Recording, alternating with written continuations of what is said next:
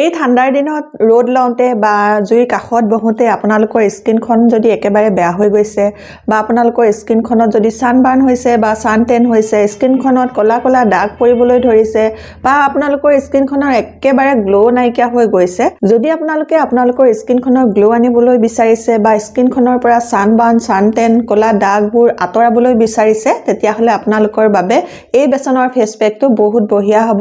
আপোনালোকে ভিডিঅ'টো শেষলৈকে চাই গ'লে আপোনালোকে এই বেচনৰ ফেচ পেকটো লগাব পাৰিব আৰু স্কিনৰ পৰা এই সমস্যাবোৰ দূৰ কৰিব পাৰিব। হাই ফ্ৰেন্ডছ, আপোনালোক সকলোকে অসমীয়া হাউচৱাইফ চেনেলৰ নতুন এটা ভিডিঅ'লৈ স্বাগতম জনালোঁ। আশা ৰাখিছোঁ আপোনালোক সকলো ভালে আছে। আজি মই আপোনালোকলৈ লৈ আহিছোঁ খুব বঢ়িয়া এটা ফেচ পেক। বেচনৰ লগত কি বস্তু মিক্স কৰি লগালে আমাৰ স্কিনখন বগা হ'ব, চাফা হ'ব, উজ্জ্বল হ'ব, গ্লোয়িং হ'ব, এইটোকে মই আজি আপোনালোকক এই ভিডিঅ'টোত শ্বেয়াৰ কৰিম। বেচনৰ লগত মাত্ৰ দুটা বস্তু লাগিব, যি দুটা বস্তুৱে এই ঠাণ্ডা দিনত আমাৰ স্কিনখন সফ্ট কৰিব, য়ং কৰি ৰাখিব আৰু লগতে গ্লোয়িং কৰি ৰাখিব পাৰিব। ঠাণ্ডা দিনত আমাৰ স্কিনখন অকমান কোচ খাই খাই বুঢ়া হোৱা নিচিনা হয়, সেই সমস্যাটো এই ফেচ পেকটোৱে দূৰ কৰিব পাৰিব। লগতে আমাৰ স্কিনখনো অকমান ফাপৰে ধৰা নিচিনা হয় এই ঠাণ্ডা দিনত, এই ফাপৰে ধৰা সমস্যাটো এই বস্তুকেইটাই দূৰ কৰিব পাৰিব। এই ফেচ পেকটো আপোনালোকে সৰু ল'ৰা ছোৱালী সকলোকে লগাব পাৰিব। সৰু ল'ৰা ছোৱালীবোৰ স্কুল গ'লে ৰ'দতে স্কিনখন ক'লা পৰে, সানবাৰ্ন হয়, সান টেন হয়, এই সমস্যাটো এই ফেচ পেকটোৱে দূৰ কৰিব পাৰিব। সেইকাৰণে আপোনালোকে সৰু ল'ৰা ছোৱালীকো এই ফেচ পেকটো লগাব পাৰিব। তে বলক চাওঁ বেচনৰ লগত কি কি মিক্স কৰি লগালে আমাৰ স্কিনখনৰ ক'লা দাগ যাব, সানবাৰ্ন যাব, সান টেন যাব আৰু স্কিনখন সুন্দৰ হৈ থাকিব। এই ফেচ পেকটো বনাই দেখুৱাৰ আগতে আপোনালোকলৈ এটা ৰিকুৱেষ্ট আছিলে, আপোনালোকে যদি মোৰ অসমীয়া হাউচৱাইফ চেনেলটোলৈ নতুনকৈ আহিছে বা নতুনকৈ চাবলৈ আৰম্ভ কৰিছে, আগতে ছাবস্ক্ৰাইব কৰি থোৱা নাই, তেতিয়াহ'লে সোনকালে আহক আৰু মোৰ অসমীয়া হাউচৱাইফ চেনেলটো এবাৰ ছাবস্ক্ৰাইব কৰি লওক। ছাবস্ক্ৰাইব কৰিবলৈ হ'লে আপোনালোকৰ মোবাইলৰ স্ক্ৰীনখনৰ তলতে থকা ৰঙা আখৰে লিখা ছাবস্ক্ৰাইব বটনটো টিপি দিব, ওচৰতে এটা বেল ওলাব, বেলটোও টিপি দিব, তেতিয়া মোৰ আহিবলগীয়া সকলোবোৰ ভিডিঅ' নটিফিকেশ্যন আপোনালোকলৈ গৈ থাকিব আৰু আপোনালোকে বঢ়িয়াকৈ ভিডিঅ'সমূহ চাই থাকিবলৈ পাব। এতিয়া আহক ভিডিঅ'টো ষ্টাৰ্ট কৰোঁ। এই ফেচ পেকটো বনাবলৈ প্ৰথমতে মই ল'লোঁ এটা খালী বাউল আৰু এতিয়া আনিছোঁ মই এটা বেচনৰ পেকেট। এইটো বেচনৰ পেকেট ল'লোঁ আৰু এখন চামুচ পাতি ল'লোঁ। এই চামুচখনতে মই এচামুচ বেচন ল'ম।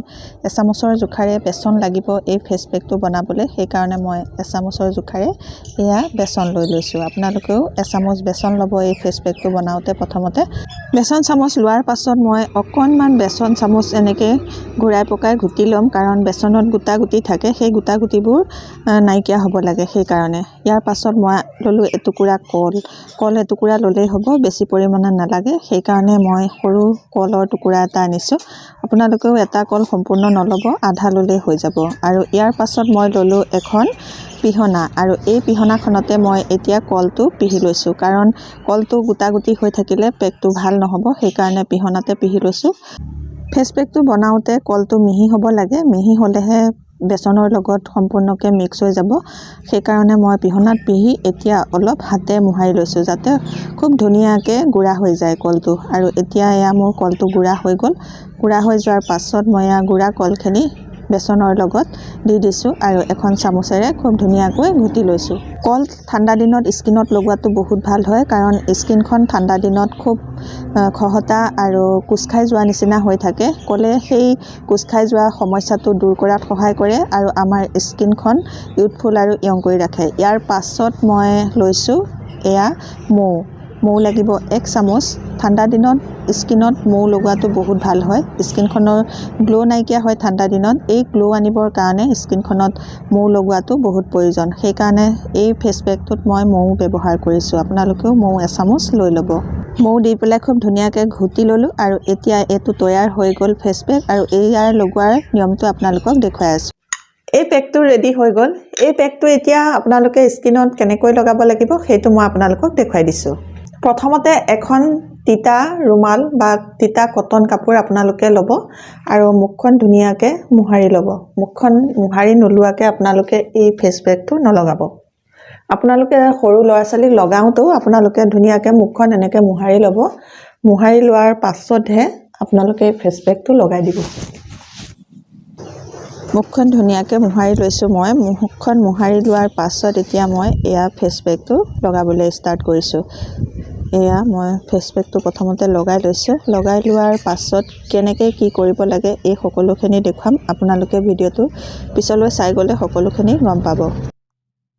ঠাণ্ডা দিনত কি হয় ঠাণ্ডাতে আমাৰ মুখত পেক লগাবলৈ এলাহ লাগে স্কিনখনৰ যত্ন কৰিবলৈ এলাহ লাগে যাৰ ফলত কি হয় আমাৰ স্কিনখন খুব বেয়া হৈ যায় একদম শুকান হৈ যায় গ্লো নাইকিয়া হয় আৰু স্কিনত এটা কোলা চামনি বহে আমি ৰ'দত বহো ঠাণ্ডা দিনত ৰ'দ লওঁ বা জুই ফুৱাওঁ যাৰ ফলত আমাৰ স্কিনখন সানবাৰ্ন হয় স্কিনখন পুৰেও তেনেকুৱা সমস্যাবোৰ হ'লে আপোনালোকে এই বেচনৰ ফেচ পেকটো লগাব এই ফেচ পেকটো আপোনালোকে হাতে ভৰিয়ে সকলোতে লগাব পাৰিব যদি আপোনালোকৰ হাত ভৰিও কলা পৰিছে তেতিয়াহলে এই ফেচ পেকটো হাত ভৰিও লগাব পাৰিব এতিয়া মই অকনমান হাততো লগাম কাৰণ হাতবোৰ খুব ড্ৰাই হৈ যায় ঠাণ্ডা দিনত আৰু গ্লো নোহোৱা হয় হাতবোৰৰ ঠাণ্ডা দিনত হাত ভৰি ছালবোৰো একেবাৰে বেয়া হৈ যায় ফাটিবলৈ ধৰে একদম ড্ৰাই হৈ যায় এই ফেচ পেকটো যদি হাতে ভৰিও লগায় তেতিয়াহলে আপোনালোকৰ এই যেটো হাত ভৰি ছালখন ফটা সমস্যা বা গ্লো নাইকিয়া হোৱা সমস্যা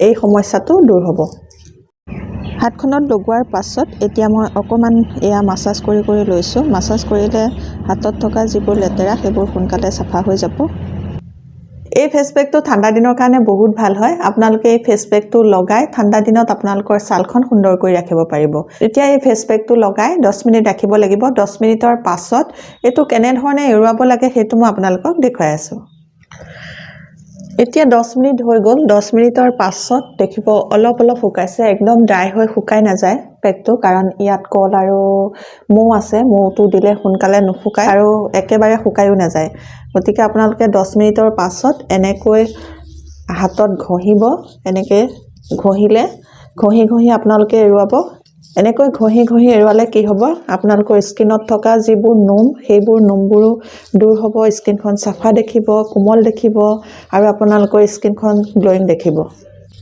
প্ৰথমতে আপোনালোকে হাত কেইটা ঘহি এৰুৱাই ল'ব 10 মিনিটৰ পাছত যেতিয়া আপোনালোকে এই ফেচ পেকটো আতৰাব হ'ব আতৰাবলৈ হলে আপোনালোকে আকৌ এডোখৰ কটন কাপোৰ পানীত তিয়াই ল'ব লৈ পেলাই লাহে এনেকৈ মুখখন মুছি নিব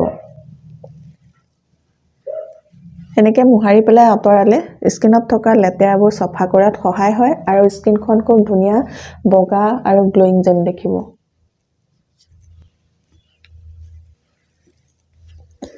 এয়া চাওক এনেকৈ এখন কটন কাপোৰ তিয়াই আপোনালোকে যেতিয়া মুখখন মুছি ল'ব মুছি লোৱাৰ পাছত আপোনালোকে ঠাণ্ডা পানীৰে মুখখন ধুই পেলাব যেতিয়া মুখখন ধুব ধোৱাৰ পাছত আপোনালোকে আপোনালোকৰ স্কিনখন দেখি ভাল পাই যাব কাৰণ খুব সফট যেন দেখিব গ্লোইং যেন দেখিব স্কিনখন সাফা যেন লাগিব বগা যেন লাগিব আপোনালোকৰ স্কিনখন দেখি ভাল লাগি যাব মাত্ৰ এবাৰতে আপোনালোকৰ স্কিনখন সাফা কৰিব পাৰিব বগা কৰিব পাৰিব স্কিনখন গ্লো কৰিব পাৰিব এই ফেচ পেকটো আপোনালোকে সপ্তাহত দুবাৰকৈ লগাব দুবাৰকৈ লগালে আপোনালোকে খুব সোনকালে এটা ভাল ৰিজাল্ট পাব আজিৰ ভিডিওটো ইমানে আছিল ভিডিওটো চাই নিশ্চয় আপোনালোকে ভাল পাইছে যদি ভাল পাইছে তেতিয়া হলে সোনকালে মোৰ অসমীয়া হাউসৱাইফ চেনেলটো সাবস্ক্ৰাইব কৰি ল'ব আৰু আপোনালোকৰ ফ্ৰেণ্ড সাৰ্কুলৰ লগতো শেয়াৰ কৰিব নতুন এটা ভিডিওৰ সৈতে নতুন এটা টিপছৰ সৈতে আপোনালোকৰ মাজলৈ আকৌ আহিম তেতিয়ালৈকে নমস্কাৰ আজিলৈ